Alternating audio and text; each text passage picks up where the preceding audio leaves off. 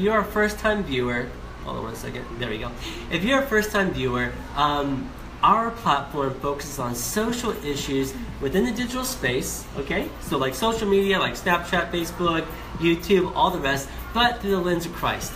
And, you know, our goal is to kind of, you know, our goal is to just create a more effective way of communication, both in the social space and the physical space, right? Right. I mean, yeah, so today we're continuing our series on the invisible audience, and so this is a completely like unscripted, you know, just not off topic, but just like raw conversation on social time. And Sophie is going to be leveraging her space. She's a Gen Y. What do you? 1998, so that's still millennial. Yeah. Millennial? Yeah. She's still a millennial, as she always will be. But so she's a millennial. And if you guys are just now tuning in, guys, click share. Share this broadcast out. It's in the bottom left corner over there. Click share this broadcast out because somebody in your space is going to want to hear this message. I guarantee it. We're talking about time, belief, rejection, everything, and authority. It's going to be awesome. So, like I said, you know, now more than ever, we need to develop better ways of engagement in social media, right? That's totally right. I mean, to engage more effectively with our community, both in the physical and the digital space, we need to grow outside of ourselves so that we're more diversely minded towards all communities, politically, socially, and in gender. I love that. That's great. You know, it's like you said, just create a more mindful approach and as we communicate in social media, and just to gain better respect for each other, value for ourselves and for the community, right? Because it's all about community engagement. And like I said, thanks for the heart. And if you're just now tuning in, click share and share this broadcast out because someone's going to want to hear it. And thanks for the heart's Periscope. So let's get this broadcast started, right? Right. Okay, so like I mentioned, we're talking about, so this is just an expansion of the Invisible Audience, our series, and we're talking about social time. And so let me just tell you guys a little story. I recently had a conversation with a new client, and the client was like, okay, we're launching a new product. I was like, okay, great. And they said, well, we want to make the most monetary gain, right, in the shortest term time frame. So we want to make a lot of money in a very short time frame. And I was like, okay, so you want to make a lot of money in a short term time frame. And I noticed that the question wasn't so much about the money, about how much they're going to make, but it was the short-term time frame. It was all about time. And you know, that question, Sophie, it really stuck in my mind because I began to wonder, how many of us live our lives based on somebody else's predetermined time frame, you know, timeline. And how does it make us feel? Like, how does it make you feel? How does it make I feel? And you guys feel when the time that we're seeking from others is not offered back? I mean, you know, time represents value, like selling a new product. But what about socially? You know, to me, and Sophie and I had a conversation a moment ago, the opposite of time, the opposite of offering time, is rejection. It's withdrawal, rejection. And you know, I've kind of experienced that recently, just in the way that I kind of have reviewed life, you know. And you know, so what are your thoughts on just the way that we are offering our time in social media, and maybe millennials and how they're offering their time in the social space? Maybe, like, I know video is a big thing, you know, just things that you're seeing amongst your generation. So like we were talking about earlier, a lot of the millennials, they do not have a very long attention span.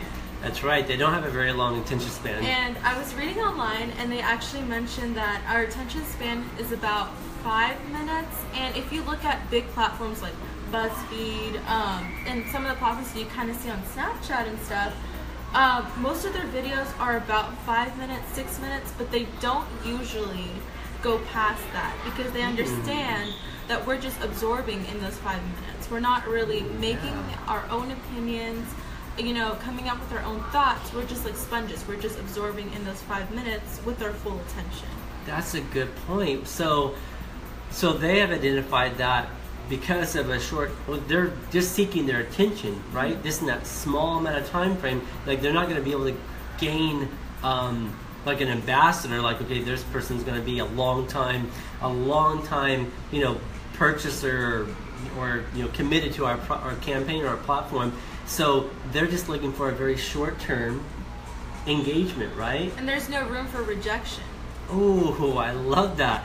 You're right. There isn't any room for rejection. I wonder. That's interesting because, how many of us only offer so much amount of time toward like our friends, our family, because we're afraid of the opposite of time, withdrawal of time, is rejection, right? Right. It's like when you don't like somebody, you're like, I don't want to spend a lot of time with this person because there's no time to, reject them or get rejected. Gosh, and I see that. I've experienced that. I'm going to readjust my chair, sorry. I've experienced that, all the time. In fact, whenever I see somebody, maybe I'm at Starbucks, and now in the past, hold on, before I get into that thought, do you think rejection is is created from an insecurity? Yes, definitely. Yeah, definitely. That's a good point. And I think, okay, good, because there have been times where maybe I see someone, a friend at Starbucks, and maybe I don't feel very valuable, like I'm feeling like lack of value, I just don't feel good, I don't feel so secure with myself. Well, I see someone, I'm like, I don't want to really go up and talk to them, or if I do, I'm going to make it really short because I don't feel good with myself. So I'm putting that on that person and imagining that they probably don't feel good with me either. Or we don't value what that person has to say. Oh yeah, that's true. Or we just don't. Now that's the other side of it. Yeah. So that's valuing. So what I was speaking about, valuing myself, or maybe lack of, and then maybe the person that I'm speaking about approaching, or wanting to talk to, or not wanting to talk to, but talking to in a short amount of time, then I'm not valuing them, right? Yeah. So going back to what you mentioned on BuzzFeed and how most of the YouTube videos are now between 3 to 5 minutes, right? Mm-hmm. So do you think, and millennials and Gen Y are the biggest users of video-based platforms? One thing that I mentioned a couple of broadcasts ago is that mainstream media is investing. This is the first time. 2017 is the first year in history that there is more ad spending on video platforms than there is in traditional TV. There's more. And I believe it's because they're tailoring it to meet the millennials and the Gen Y, right? All that generation.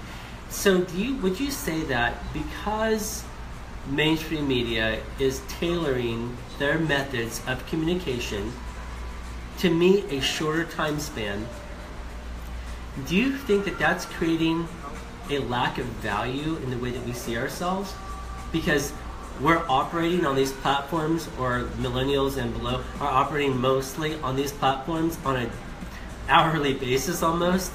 Do you think it's like programming us that to see less value in what we're allowing to commit to? And do you think it's being internalized, where we're not committing to ourselves in the same way? Definitely. I think it's definitely being internalized, and I think it takes away the sense that we have of what we're looking at and how valuable it is to us, or how valuable it can be. Yeah. And we're just like sponges, and we're just taking in everything. And of course, looking at a video that could be 30 seconds on Instagram, or 5 minutes on YouTube, or 10 seconds on Snapchat, you don't have time to make your own opinion, and you don't have time to analyze the value of that video. So by using these platforms, they've completely erased the thought process and have made an absorbing process that is a type of programming.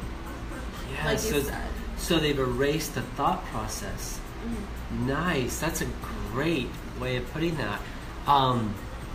Wow. And they're creating more of a programmed way of doing things, right, rather than a thoughtful way of doing things, as it relates to social engagement, communication engagement, right? Right. Man, that's pretty interesting.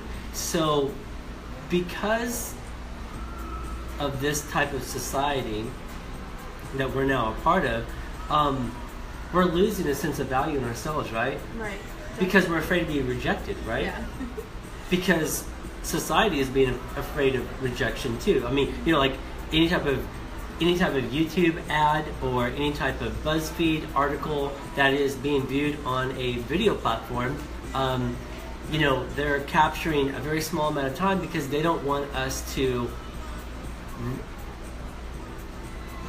gauge or evaluate that based on our own moral standards, right? So the longer, so hey guys, if you're just now tuning in, click share and share this broadcast out to your friends right now because it's very impactful. I have Sophie Taylor, and we're talking about social engagement as it relates to time, as it relates to rejection, as it relates to belief and authority.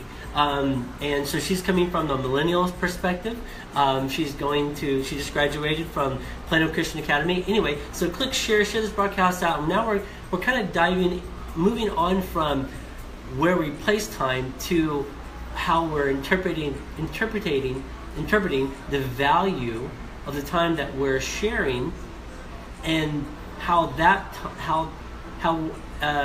relates to rejection. So like BuzzFeed, you know, all these different platforms are framing their content based on a very short amount of time, right? You know, 3 to 5 minutes or less, right? Snapchat's much less, Instagram much less, and it's because one, they want to capture our attention. They want to keep us from a thought process and keep us on more of a programmed process, right? Because if we do go to that thought, like let me think about this message. What's behind this message? You know, then we're going to evaluate that based on our identity, on our standards, right? So, gosh, that's pretty. So no room for rejection, but room for attention. I love that. No room for rejection, but room for attention. You should go into marketing. That's a great thought. You know, when we feel rejected, I mean, it's the time. You know, like, there's different forms of rejection, right? I mean, you know, we feel rejected when somebody close to us doesn't take the time to respond to maybe a post or a share or a like or a phone call or a voicemail back in the day. We feel rejected when the time that we've invested in others isn't returned. You know, it's not reciprocated.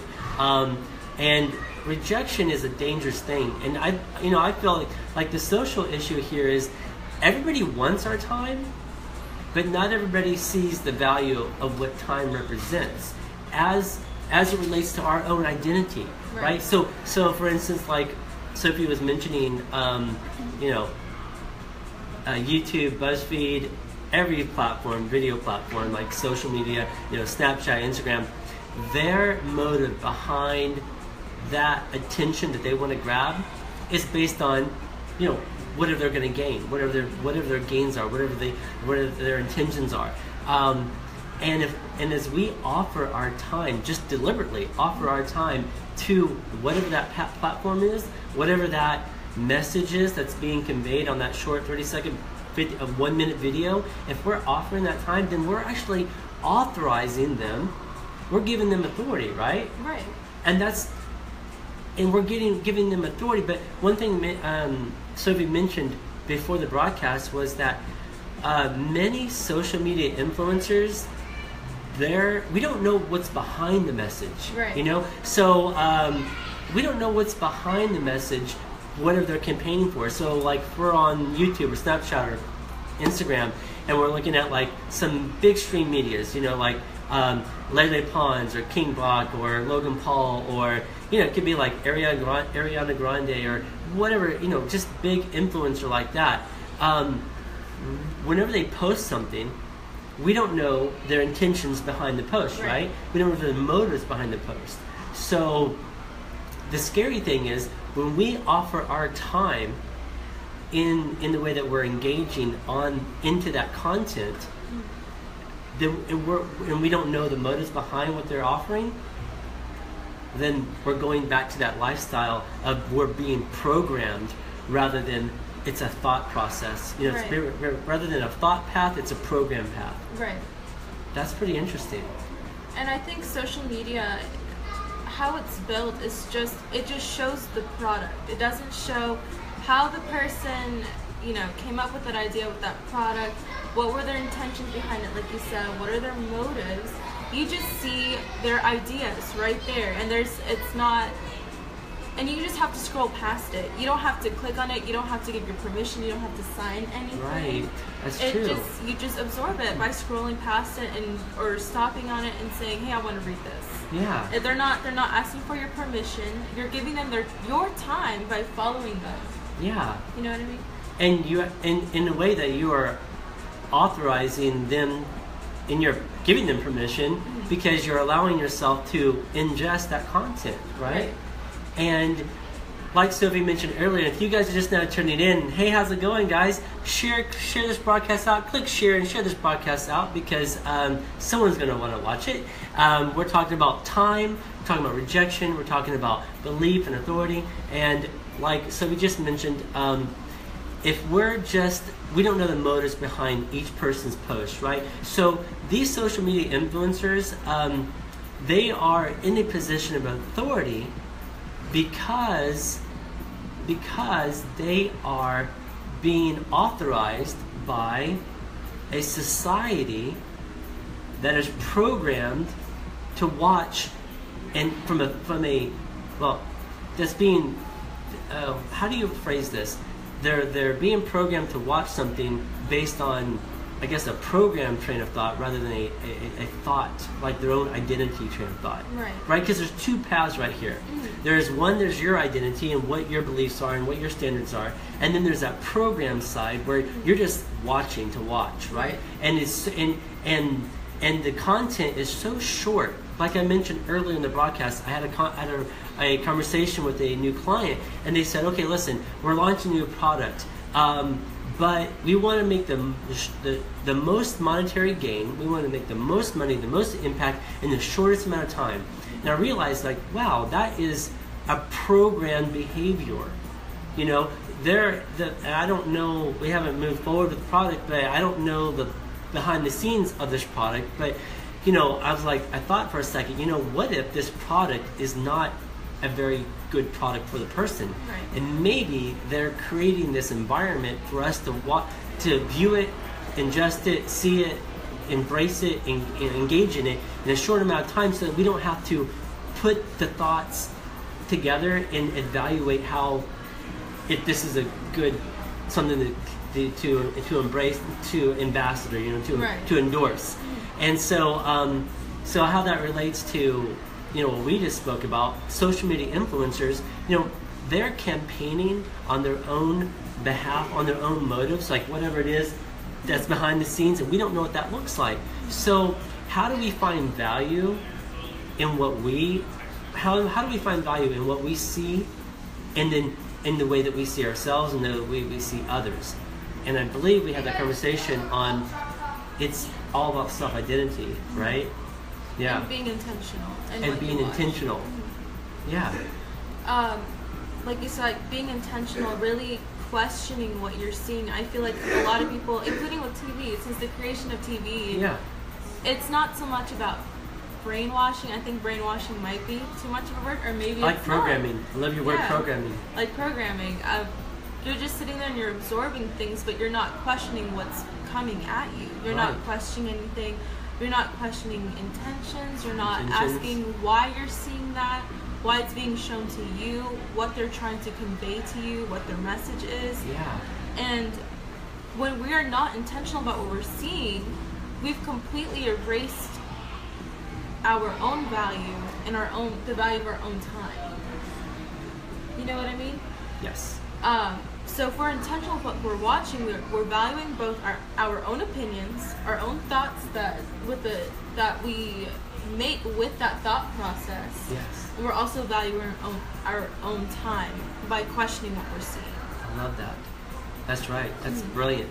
And you mentioned something to me about if you have a social platform and you have 100 followers, and how that relates to maybe an influencer that has 1,000 plus followers.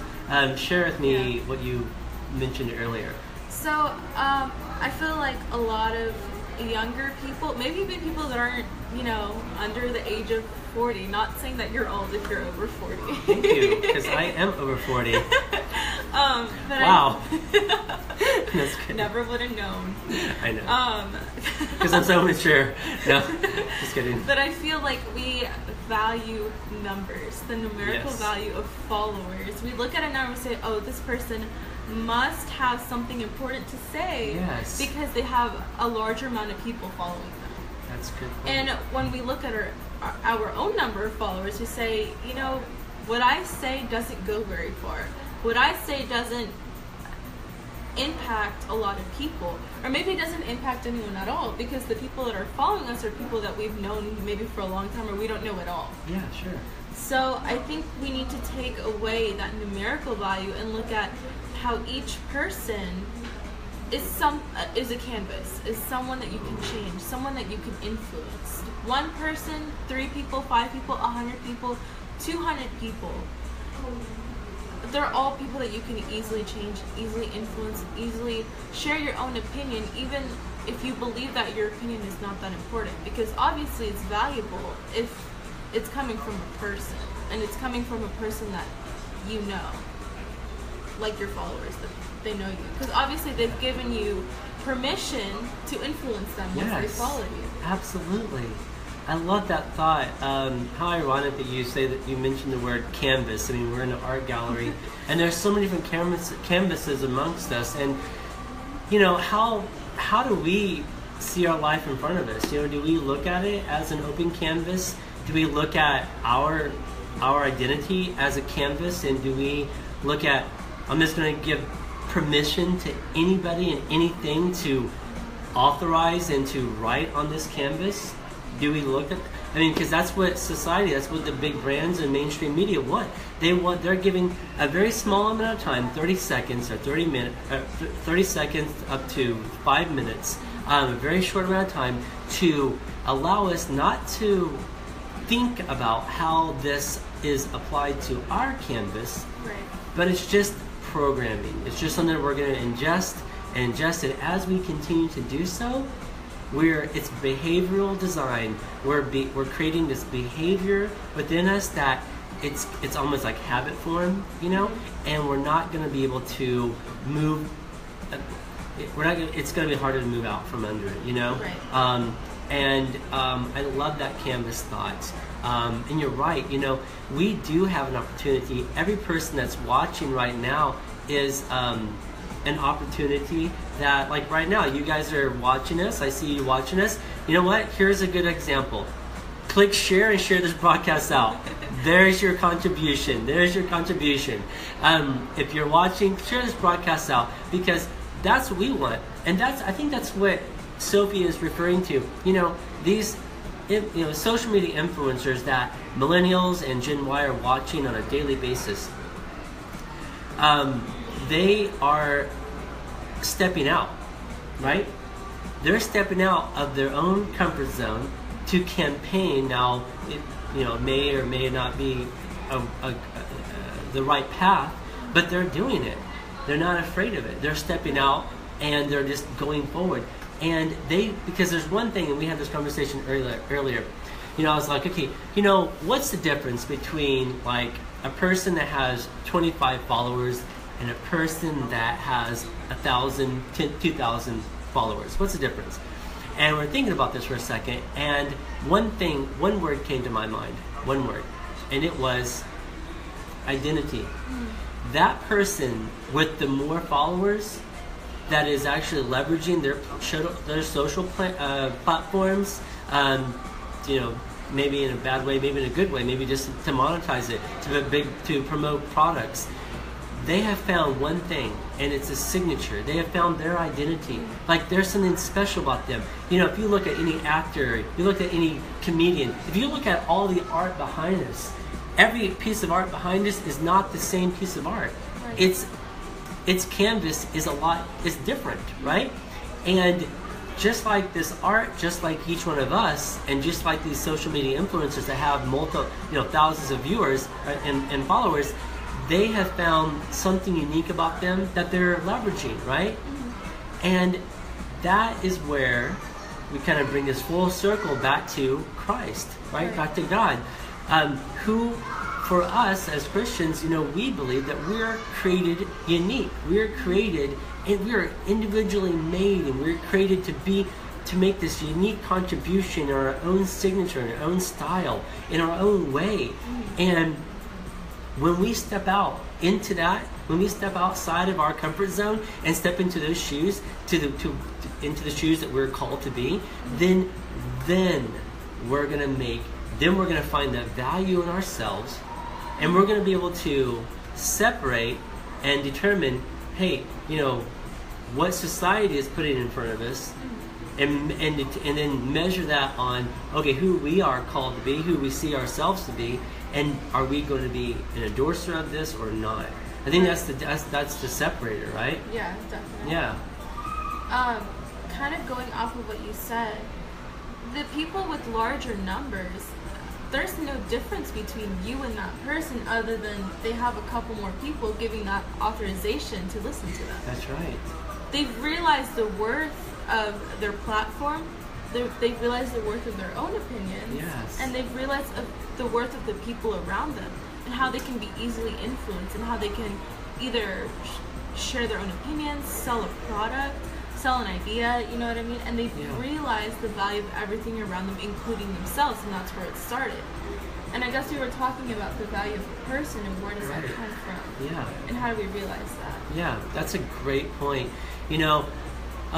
Time and the authoring of time is giving the authority to belief, right? Mm-hmm. And that audience, let's say that social media influencer that has thousands of people, that audience is giving authority to the belief of that person. Mm-hmm. And that's essentially what God is asking us, He's like, okay, give me authority and belief so that I can, and time, so that I can show you who you are called to be. When we offer our time to blank, could be an individual, could be a program, maybe it's a Netflix show, whatever it could be, we are actually giving authority to that thing. Mm-hmm. And if that object, if it's that Netflix show, or if that, maybe it's like I'm a shopper. I love shopping at Neiman Marcus. I love shopping wherever. Or maybe it's something else. Maybe it's just like eating. Whatever we're giving authority to, if that doesn't offer the same thing in return, then we're going to feel emptiness.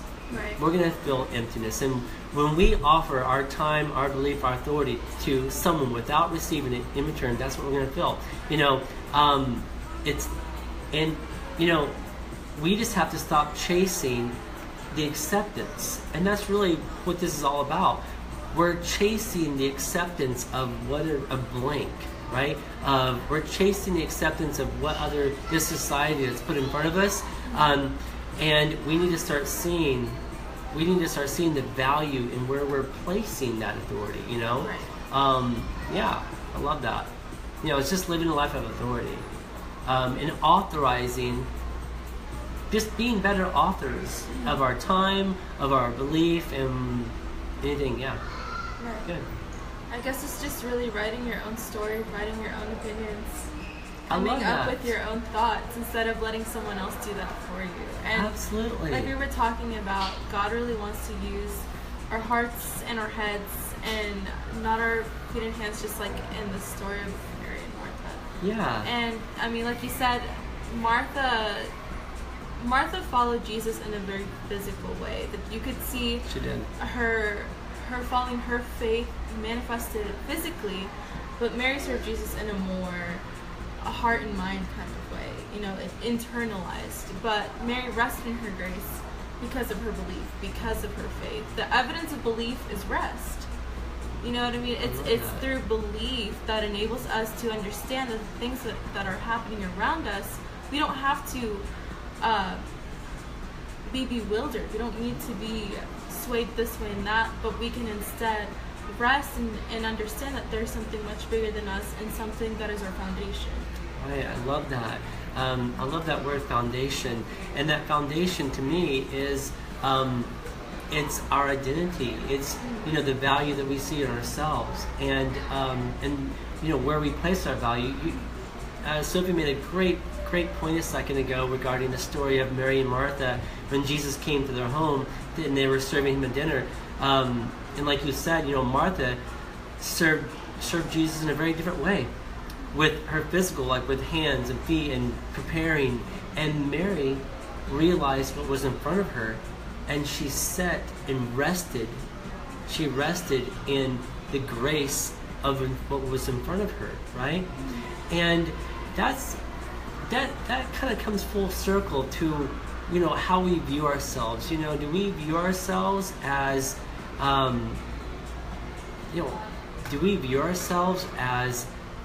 being valuable enough for somebody just to rest and watch us and to be with us? I mean, from a Christian point of view, we're called to walk like Jesus, just to be Christ-like and to embody everything that he's called us to be and to embody him. And I love the thought of just resting. Something we spoke about earlier is, resting doesn't mean sitting down and doing nothing. It doesn't mean taking a time out. Absolutely not. It means resting in belief, and resting in what you're putting your value in. Resting is belief. It's basically, that's what it is.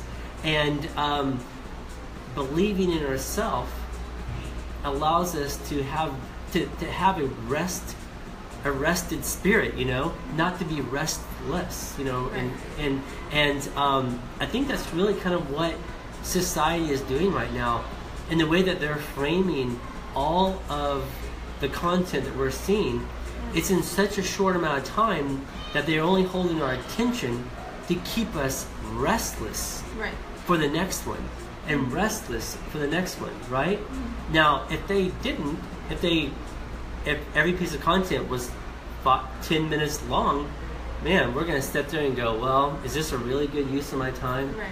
I mean, I need to do something else. Yeah. I'm tired. I'm bored of this. That's when right? we start questioning things, and that's the last thing that they want. Exactly. I love that. That's when we start questioning things, and that's the last thing that society wants. They don't want us to question anything. They want us to keep in that moment of being restless, right? And that's what Martha was. She was restless. She was, in a way, she was operating, because she thought it was in the physical, her contribution. But Mary, she rested because she knew what was in front of her. Well, that is what Jesus wants for each one of us, to rest in ourselves so that we can see the value in where we measure things around us, and how we evaluate ourselves, how we evaluate those in our space, and the time that we're, committed. And when we do so, then we'll be able to see that, hey, I am an influence. I am, an authorizer. I am of authority, and then we'll be able to step outside our comfort zone, like many of the social media influencers that have thousands of plus viewers. They're authorizing themselves, but it's for their own self, I don't want to say ideology. Self-realization? Yeah. Self-fulfillment, like self-promotion. Right, self-promotion, right. And that is a restless spirit. That's restless. They're constantly needing. If you're in that state of mind, and that's the programming path versus the thought-driven path, right? If you're in that programming path, then you're always going to be seeking something to fulfill that restless spirit. Always wanting, right? And when we're in that state of mind, we can't value anything. We can't value ourselves, and we're just going to be always in a state of rejection, because when it stops, when that person is not offering the time. When that program or when that YouTube channel shuts down, which it won't, but if it shuts down, we're all going to be in a constant state of, I'm rejected now. Because where is it? Right. I've been anticipating, I'm expecting it. I want to see the next 30 second, right? And that's what we're talking about. Living a life of value is living a life of rest in oneself, right? Right. Yeah. Cool. Anything you want to add? Just be intentional with what you're watching. I think we really just need. Sometimes I find myself in a rabbit hole in YouTube. You know, you go looking for one video and you end up watching other things, but it's not because I want to watch them. It's just that I find myself watching them, and I think instead of finding yourself watching something, watch something to find something to watch. Finding is an intentional action. Just be aware of what you're looking at. Be aware of what you're absorbing. Be aware that that the things around you should not just be absorbed but analyzed. And I feel like a lot of people, they erase that thought process and believe that that's not something they have to do because people are tired. But people are restless. People are restless. I love that thought. Don't just absorb it, analyze it. Is it worth your time? Is it worth your time? And what is your time worth? What is your value worth? It's all about self-reflection, really, right? Definitely. Yeah. And it just boils down to finding your identity, your unique identity, and your unique contribution to the community around you, right? Right. And once you find that, then you'll be able to step outside, leverage it, and you'll really just live in a life of freedom, right? I mean, just live a life. I'm trying to stop saying the word right. I say the word. There's my mom on here. She's like, Dimmy, you say the word right too many times. It's your filler word or something. I'm like, I know. I'm sorry. I won't use it. But sorry. But anyway, right now. But it's living a life of of identity. Yeah, it is. So whenever by offering our time, it's offering our time with the exact same exchange of time being offered back.